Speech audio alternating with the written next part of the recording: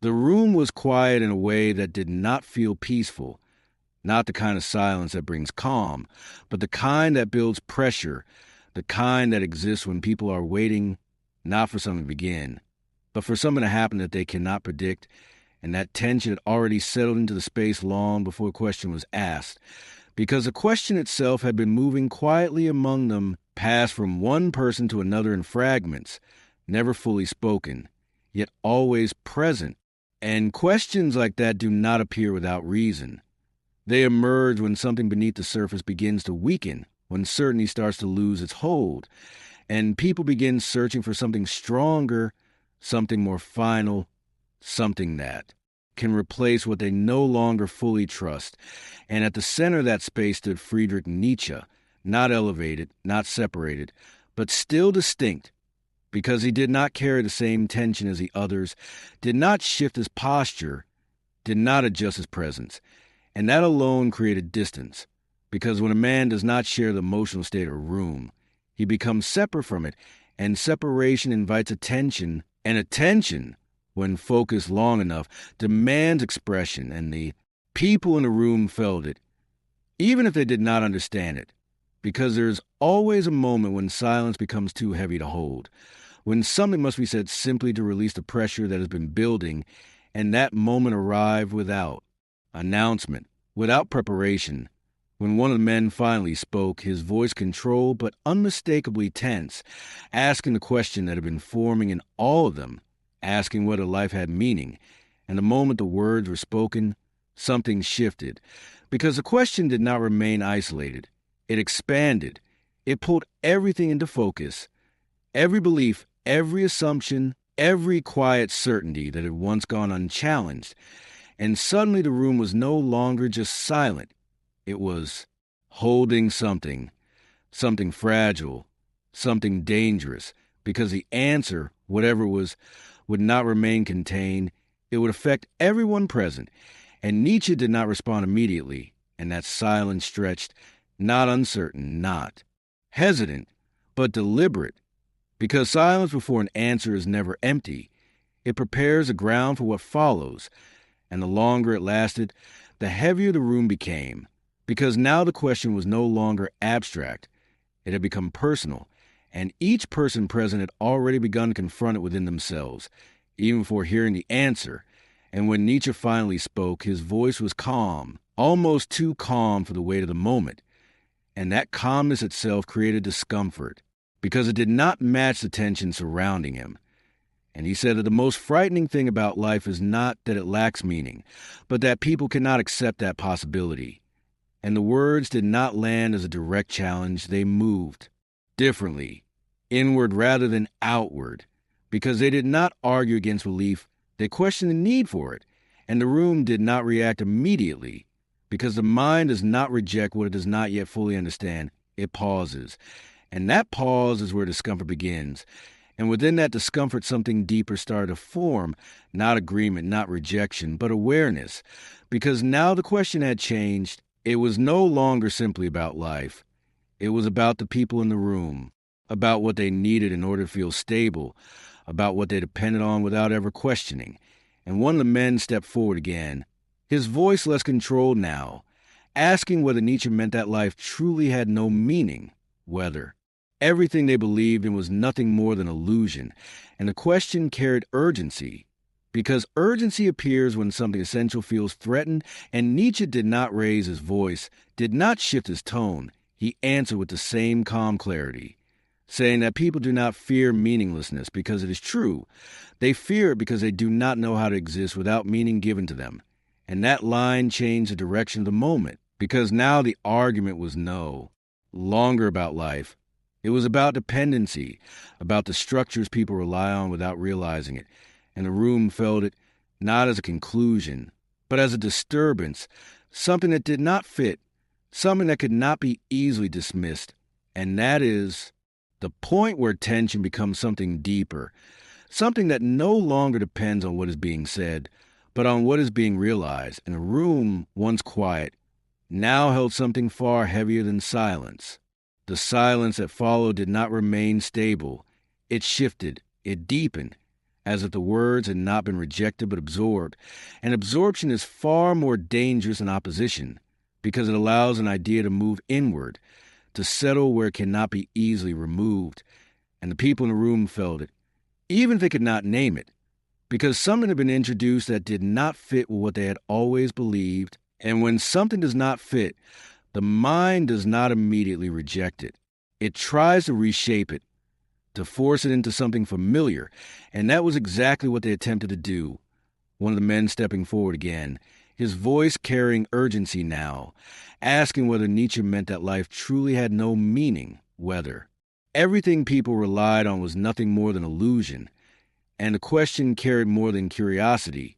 It carried resistance, because resistance appears when something essential feels threatened, and Friedrich Nietzsche answered calmly, saying that people do not fear meaninglessness because it is true.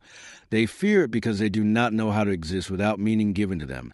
And the words shifted the moment again, because now the focus was no longer on life itself, but on the people in the room, on their dependence, on the structures they relied on without questioning. And that shift made the tension heavier, more personal, because it was no longer something external. It was something each person had confront within themselves. And Nietzsche continued, saying that meaning is often not discovered, but inherited, accepted without examination, because questioning will require facing something far more difficult, the possibility that nothing exists beyond what they are willing to create themselves. And the words did not provoke immediate reaction. They created hesitation, and hesitation spread quietly, because hesitation slows certainty, and once certainty slows, it begins to weaken, and the people in the room felt that weakening, not as a clear realization, but as discomfort, something difficult to define, something that did not align with what they had always believed. And Nietzsche, seeing this, did not push harder, did not raise his voice, because the moment did not require force. It required space. And space had already begun to open.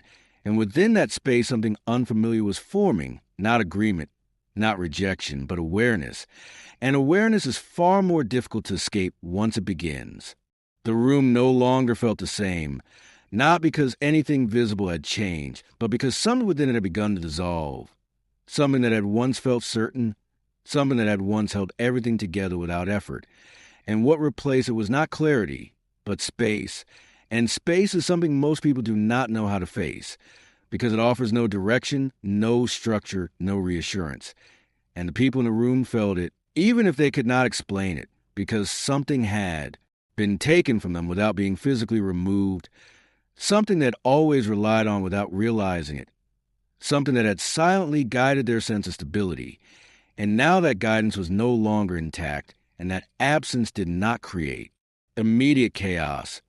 It created something more subtle, something more difficult, a quiet internal pressure that forced each person to confront what they had previously avoided. And Friedrich Nietzsche stood within that space, not as someone who had taken anything, but as someone who had revealed his absence. And revealing absence is far more unsettling than destroying presence, because it leaves nothing concrete to resist, nothing clear to reject, only the realization that what had once felt secure may never have been secure at all. And one of the men spoke again, his voice quieter now, stripped of its earlier certainty, asking what remains of meaning is not given. And the question carried something new, not resistance, not challenge, but fear. And fear is always more honest than certainty, because it emerges when something real has been touched. And Nietzsche answered calmly, saying that what remains is responsibility, the responsibility to create meaning rather than inherit it. And the words did not comfort, they deepened the tension, because responsibility is heavier than belief. And most people prefer belief because it removes that weight. It offers direction without effort, purpose without questioning. And when that is removed, what remains is a necessity to choose. And choice is something many people are not prepared to face. And the room fell silent again, but this silence was different. It was not passive. It was active. It pressed inward. It demanded attention, because now each person present had been left alone with something they could not easily escape, something that did not require agreement to exist. And Nietzsche continued, his voice steady, saying that the reason people fear meaninglessness is not because it destroys life, but because it forces them to realize that life has always depended on them, that the meaning they search for has never been outside them, but has always required their participation. And that realization is something most people spend their lives avoiding, because it removes every excuse, every external structure they can hide behind, and replaces it with something far more demanding: the responsibility to define their own existence, and the words settled into the room with quiet finality, not as an argument, but as something that could not be undone once understood. And no one responded, because nothing could restore what had been there before. Nothing could return room to the certainty it once held. And even those who might have disagreed found themselves silent, not because they accepted the words, but because something within them had already been disrupted, and disruption cannot be undone through denial alone.